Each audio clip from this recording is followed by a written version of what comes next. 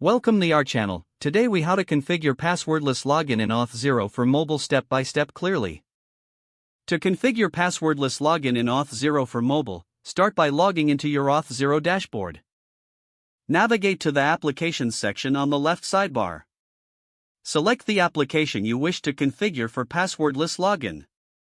Once in the application settings, scroll down to the Add-ons section. Locate and enable the passwordless connection option. After enabling it, select the type of passwordless authentication you want to implement, either SMS or email. If you choose SMS, configure the sender ID and message template according to your needs. For email, set the email template for the verification message that will be sent to users. Next, go to the Connections tab in the sidebar. From the Connections section, find Passwordless and toggle it on. Customize any additional settings based on your preferences. Once configured, navigate to the API section of your application settings. Ensure you have the proper permissions set for the passwordless connection to function correctly. In the Settings tab, copy your domain and client ID for future reference. Now, head to your mobile application code. Install the Auth0 SDK specific to the platform you are using, whether it's iOS or Android.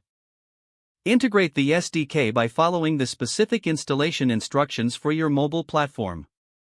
Set up the login method to use the passwordless endpoint provided by Auth0. Implement the necessary user interface elements for inputting the email or phone number. Once the input is captured, send it to Auth0's passwordless endpoint using the SDK. Handle the response to ensure the user receives a success or error message. Finally, test the entire flow by attempting to log in using a passwordless method. Make sure to analyze any edge cases and adjust your application flow accordingly.